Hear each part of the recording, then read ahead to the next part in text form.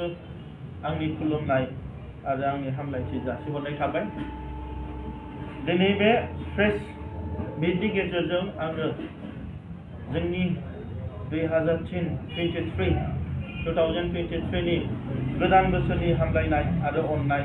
आं बयनिसिमबो जासिहरग्रोनाय थाबाय। दा गिबियैनो आङो दिनै बे प्रेस मिटनि गेजेरजों थांनाय जोंनि भारतनिफ्राय एबा जि आसाम सरकारनिफ्राय जि मोनसे नटिफिकेशन फैदों जे डेलिमिटेशन अफ माने जोंनि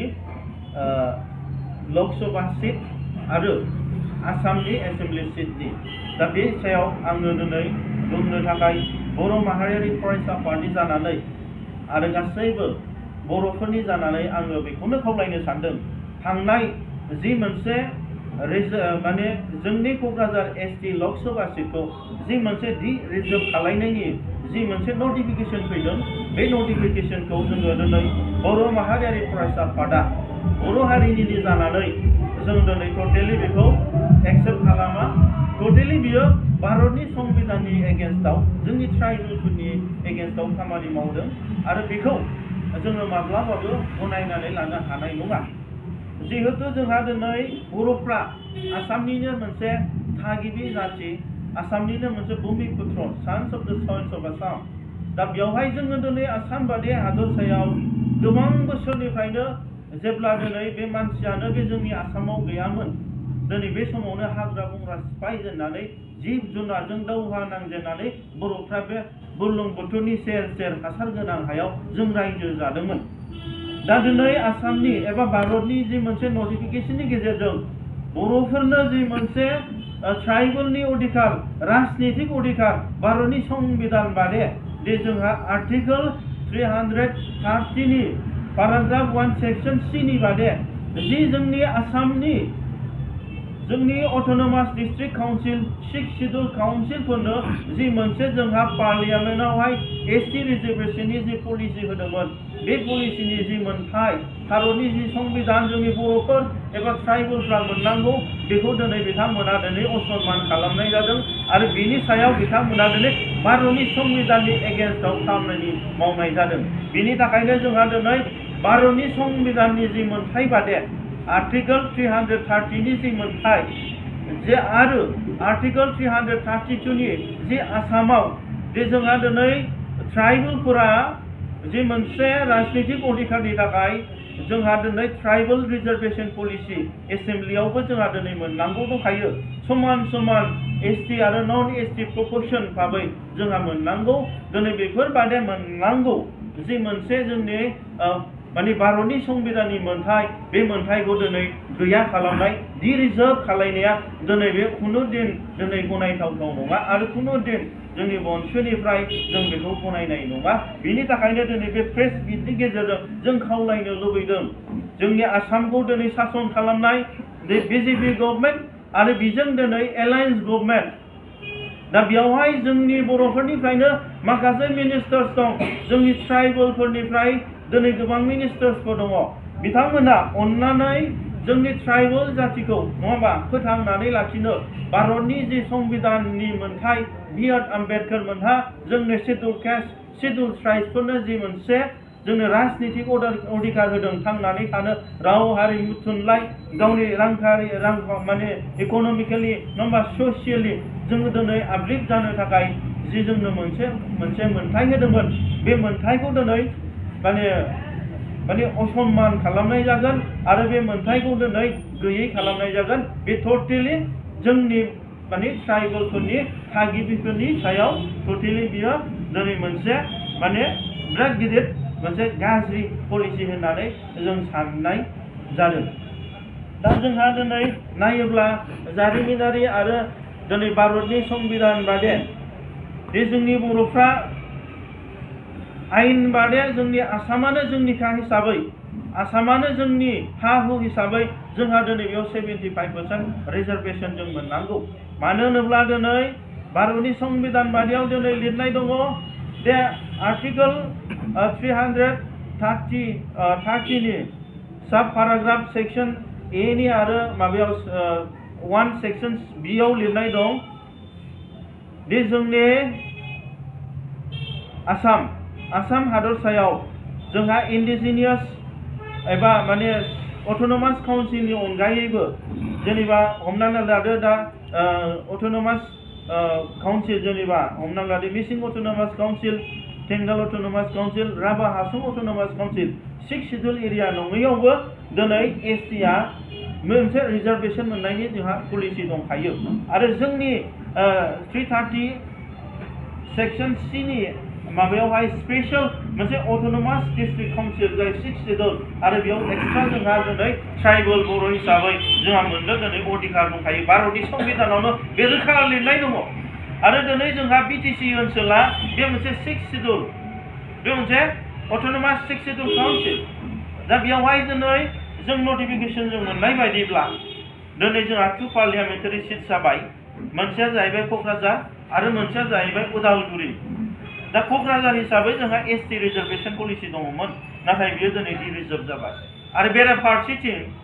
जोंहा उदालगुरि डिस्ट्रिक्ट जाय गोदान उदालगुरि मोनसे कन्स्टिटिउयेन्ट एसेम्बलि जाय प्रप'जेलाव दं बेखौ मोनोब्ला जोंबो मोननैबो जोंनि 6 शिड्युल अट'नमास काउन्सिलाव मोननाय हिसाबै बे मोननैबो जोंना ST रिजार्भ जानांगौ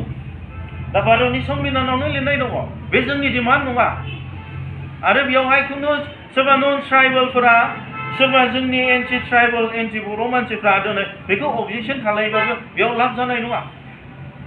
जों दिनै बनसुआ बिनि थाखायनो जों दिनै भारतनि संबिधान जारिमिनारि मोनसे जों मोन्थाय बे मोन्थायखौ जों दिनै लाखिनो थाखाय जों नाजादों आरो बेखौ लाखिनो थाखाय आं दिनै बे प्रेस कनफारेन्सनि गेजेरजों आं खावलायगोन साफ्रोमबो जोंनि बर' फिसाफोरखौ जेरावखि थाया मानो जेखि राजनितिक हान्जायाव थाया मानो जिखि नन पलिटिकेल पार्टिसफ्राव थाया मानो जों खौसे जानानै जोङो दिनै बे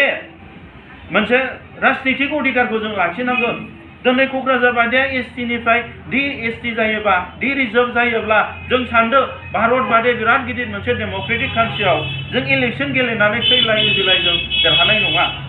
दिनै जोंनिखौ दाननानै दिनै लखिमपुर बादियाव लांनो नागिरदों दिनै लखिमपुर बादियाव ST रिजार्भ बानायनो नागिरदों दा बेयावहाय जोङो गोख्रों भाबै जों गसंनांगोन मानो होनब्ला दिनै 6 शिड्युल नङा होमबा भारत बर'फोरनि जि मोनसे मोन्थाय बे मोन्थाया भारतनि संबिधान बादि जोंहा दंखायो आरो बेखौ दिनै जोङो होबथानो हायाब्ला जों दिनै बेखौ जोङो लाखिफिननो हायाब्ला जों दिनै भारत बादि डेम'क्रेटिक कान्ट्रियाव गणतान्त्रिक कान्ट्रियाव डेम'क्रेसियाव जोंहा थांनानै थानायनि खुनु लाब जानाय नङा जोंहा दिनै जारिमिनारि हिसाबै जोंहा दिनै भारतनि कनस्टिटिउसन संबिधान हिसाबै जोंहा दिनै आसामनि चिफ मिनिस्टारखौबो जों ट्राइबेल हिसाबै जों डिमान्ड खालामनांगौ मानो होनब्ला दिनै आसाम बादि हाया जोंनि बर'फोरनिसो हा बेयावनो जोङो दिनै जुरिजेननानै जों संसार जाजेनदों आरो जोंनि आसामनि हाखौ गुबुन गुबुन देशनिफ्राय फैनानै गुबुन गुबुन हादोरसाफोरनिफ्राय फैनानै बिथांमोना दिनै जोंनि हाखौ लाफैदों आरो जाय बिथांमोन हाखौ लानानै इलिगेलि दिनै थाफैनानै बिथांमोनानो दिनै आसामनि किं मेकार बिथांमोना दिनै राजनितिक अधिकार लानानै जोंखौ नासयदों जोंखौ गादबदों जोंखौ दिनै बिथांमोना बाहायनानै जादों अब्ला दिनै जों बेफोरबादिनिफ्राय जों उदां जानो थाखाय जोंनि भारतनि संबिधानावनो दिनै जोंहा मोन्थाय दंखायो आन्डार आर्टिकल 330 पेराग्राफ सेक्शन C आव आरो आर्टिकल 332 बेयावबो जोंना स्टेट एसेम्बलि हिसाबै जोंहा दिनै मोनसे रिजार्भेसन पलिसि मोननांगौनि जोंहा मोन्थाय दंखायो आरो भारत जोंनि united nations declaration of indigenous राइट्सनि थाखाय जोङो दिनै थागिबिफ्रा राजनितिक अधिकार मोननो पलिटिकल सेल्फ डिटरमिनेशन मोननो थाखाय आरो निजे खुंथाय पलिटिकल माने सेल्फ अट'नमि मोननो थाखाय जोंहा दिनै मोनसे मोन्थाय दंखायो जाय जोङो दिनै जोंनि जायगायावनो जोङो दिनै थांनानै जोङो न'खर संसार जानो नागिरनायाव गुबुननिफ्राय फैनानै जों दिनै कलनाइज खालामजायोब्ला जों दिनै माने गादबनानै जों नाख्रेब जायोब्ला बिनिफ्राय जों उदां जानो थाखाय जों भारतनि संबिधाननि जि मोन्थाय बेजों जों खारनांगोन आरो जोङो दिनै बयबो बर' हिसाबै माखासे राजनितिक हान्जाखौ दोननानै माखासे नन पलिटिकल पार्टिसफोरखौ दोनथ'नानैब्लाबो नैबेनि थाखाय नैबे ST रिजार्भखौ जों लाफिननो थाखाय जों दिनै फाइट खालामनांगोन जों दावहा नांनांगोन दा आं दिनै बे प्रेस मिटनि गेजेरजों आङो दिनै खावलायनो लुबैदों दि फैबाय थानाय समाव जोंनि बर'फोरनि फिउचारा दिनै मोनसे गोसोम मोनसे माबाजों फैगासिनो दा बेखौ जोङो दिनै बारे बारे भारतनि संबिधाननि जि मोनखानाय अधिकारखौनो जों दिनै गुबुन हादोरनिफ्राय गुबुन जायगानिफ्राय फैनानै जोङो दिनै सेजानानै लायोब्ला राजनितिक अधिकारखौनो जोङो दिनै लांफिनजायोब्ला अब्ला जोङो दिनै ओरैनो जिरायनानै थानायनि मा लाब जानो जेब्लानाखि जों आसामनिफ्राय जों गावनानै आलादा रायजो दानो हाया बर'फोरनि देरसिन सिमां आलादा रायजो बड'लेण्ड सेपारेट स्टेट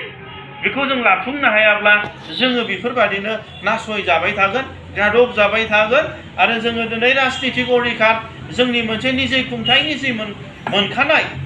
गोहो बेफोरखौबो जों लांफिनजागोन बेनि थाखायनो आङो बे प्रेस कनफारेन्सनि गेजेरजों दे जोंहा दिनै आसाम माने बे डेलिमिटेशननि गेजेरजों आसामा दिनै 126टा स्टेट एसेम्बलि सिट्स दङ बे 126नि उनाव बाराया जोंहा बुंनो थाङा 126निफ्राय 200टा बारायो ना 300टा बारायो जोंहा बिनि गेजेराव जोंनि डिमान्डआ बेल' 75% रिजर्वेशन सिटखौ जों मोननांगोन आरो दिनै 126 स्टेट एसेम्बलि सिटनिफ्राय दिनै बिथांमोना बारायाब्लाबो एखेयैनो थाफिनोब्लाबो नैबे डेलिमिटेशननि थ्रुयै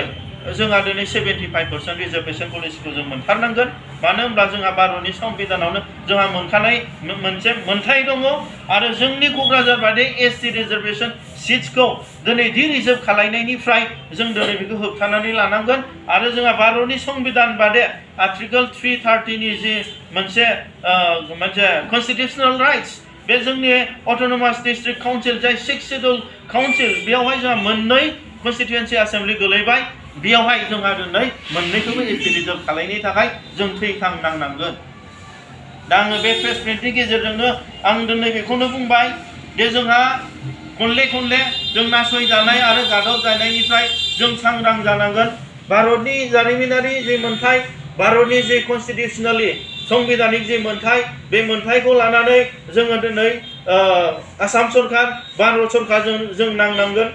मानो होनब्ला दिनै जोंनि ट्राइबेल बिरोधी मानसिफ्रा बिथांमोना जिखि षड्यन्त्र खालामनानै जिहेतु जोंनि राजनितिक अधिकारखौ सेनानै लानायखौ बिथांमोना नाजाबाय थादों आरो बे जिनिसा गोदान बाथ्रा नंलिया गोबाव बोसोरनिफ्रायनो जाबाय थादों दा जोंनि गेजेराव दिनै बेनि थ्रुयै बिथांमोना जि मोनसे षड्यन्त्र खालामदों बे अलरेडि पिक्सारा क्लियार जाबाय आरो बेयाव जोङो गावजों गाव माने जोङो दिनै सोंखारियालासिनो नैबे सात्रनि थाखाय बर' जातिनि ट्राइबेल्सनि सात्रनि थाखाय जों खौसे जानानै जों जयै आवाज दैखांनांगौ होननानै आं बे प्रेस मिटनि गेजेरजों आं नोंथांमोनखौ खावलायहरनाय जाबाय।